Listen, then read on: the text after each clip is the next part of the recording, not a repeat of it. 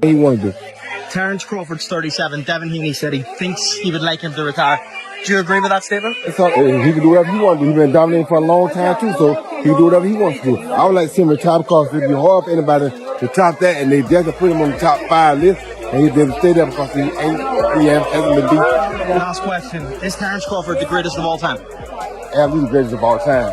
Where does he rank? I don't know, but he's not the greatest of all time. He's greatest of all time. Roy Jones Jr. has completely flipped the script on Terence Crawford's next move. While the boxing world is buzzing about a massive Canelo rematch, Roy is pointing Crawford toward an entirely different path. One that legacy demands but almost nobody predicted.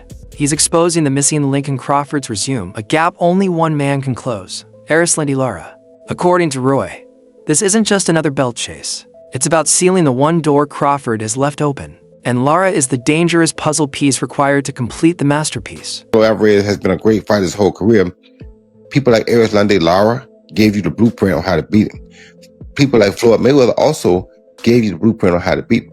But Bud is more fierce, more fearsome, and more angrier, and more meaner than both of those guys. So you know if they showed you the blueprint, Bud gonna go out there, take that blueprint, and do even more with it. To understand Roy's logic, you have to study Crawford's resume.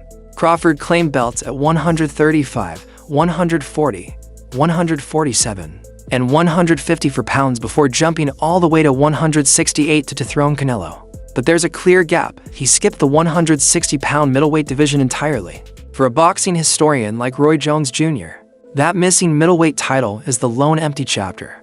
Roy insists that going back down for a belt at 160 isn't a step backward, but a strategic masterstroke.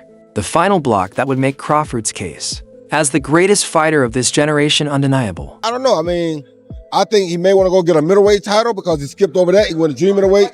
No, he went junior middleweight, then went super middleweight. So he may go back and just capture middleweight title to close the gap, like I wished I would have did with the cruiserweight title. So I think he does that, and that's it. The middleweight division has been strangely quiet in recent years, overshadowed by the star power at 168. But Roy Jones Jr. believes that silence creates the perfect opportunity. Today, the division is filled with dangerous champions, but no global superstars, which gives Crawford all the leverage.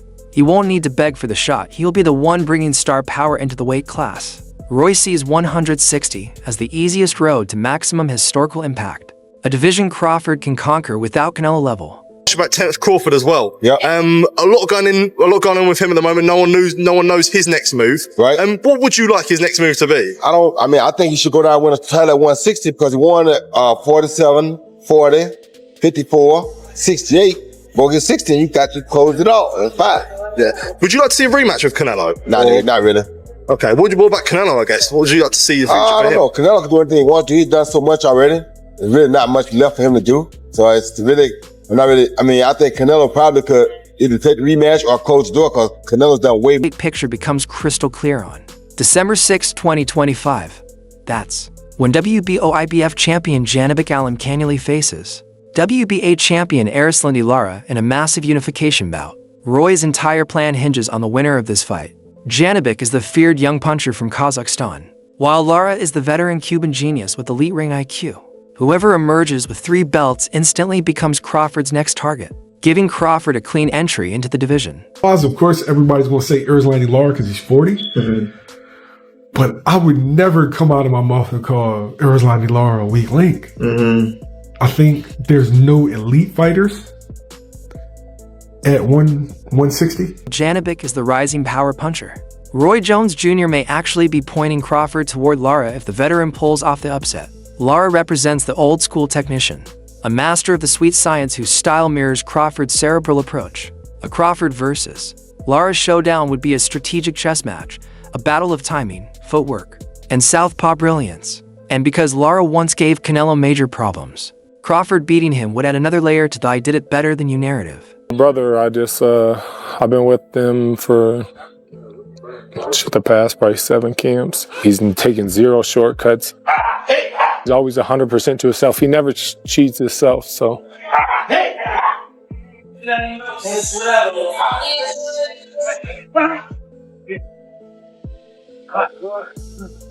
We're just in a routine. We know what happens. We come out here, just pass the time working out. Fast as fast. You work out so many times a day, and get to it, you're waiting around. He recently appeared at the WBO convention, seated right next to Janibek's team, and stared directly into the camera saying, "I got my eyes on you." Whether it was a warning or a playful tease is unclear, but one thing is certain. Crawford is laser-focused on the 160-pound division and already making his move. Same thing, I'm going to sit down with my team and we're going to discuss what's next in the future for Terence Crawford. And, who knows, I might go down to 160. Johnny, we're here next. Looking for you. Looking for December 6th, how you're going to do it. I got my eyes on you, Janibek. This viral moment confirms Roy Jones Jr.'s theory is already unfolding. Crawford is stalking the middleweight champions, fully aware that the winner of the December 6th battle holds the key to his 6th world title. Roy's second piece of advice is even more controversial. He wants Crawford to stay away from Canelo. Roy believes a rematch is high risk and low reward. Crawford already beat him. Doing it again gains nothing, and losing would damage everything. Even another win would be dismissed as beating an older, injured version of Canelo. I just want to get your reflections on that fight first. It was a great fight by Crawford. Fought a very smart fight, just like I thought he would. The only problem I had was I was worried about his shoulder because some stuff came out about his shoulder being sore. So I didn't know about that. But if he didn't have any injuries, I knew it would be an easy walk for him. Are you surprised by just how kind of confident and comfortable Terence was in there at all? No, not at all. Because if you watch Canelo struggles with guys that can box. Terence can box from both sides, left-handed or right-handed. So how could you be surprised? So there's a lot of talk about what next for both men. With Canelo Alvarez, where do you think he goes from here? I don't know. I think they're trying to have a rematch, so I don't know. Do you think he can right the wrongs in a rematch? I don't think so, no. Roy wants Crawford chasing history, not chasing paychecks. And the history lies at 160, not in redoing what he has already achieved. If Crawford wins a world title at middleweight, he would join an almost empty club, joining legends like Pacquiao and De La Hoya as one of the few men ever to capture major titles in 6 divisions. That's immortality, something that lasts long after the money from a Canelo rematch is forgotten. Roy sees this path clearly because he once chased history himself, jumping from middleweight to heavyweight. Now he wants Crawford to secure that 6th crown and write his name in permanent ink. If you'd have ever shared the ring with a 168 version of Terence Crawford, would that have been an intriguing matchup? Not really. I like Terence. Terence is a very good fighter, but Terence grew up on Roy Jones. It's hard to tell you these guys are going to whoop Roy Jones when they grew up and they still asking questions to Roy Jones about how he did things. So they don't fully understand Roy Jones yet either. So it's hard to beat Roy Jones if you don't fully understand him yet. You understand me? So I mean, it's cool. He's a great fighter, don't get it wrong. And it would have been an intriguing fight because he has a heart and he has confidence. And he's a very challenging guy. That's what I like about him the most. That's why I knew he'd beat Canelo, because he stands up to the challenge.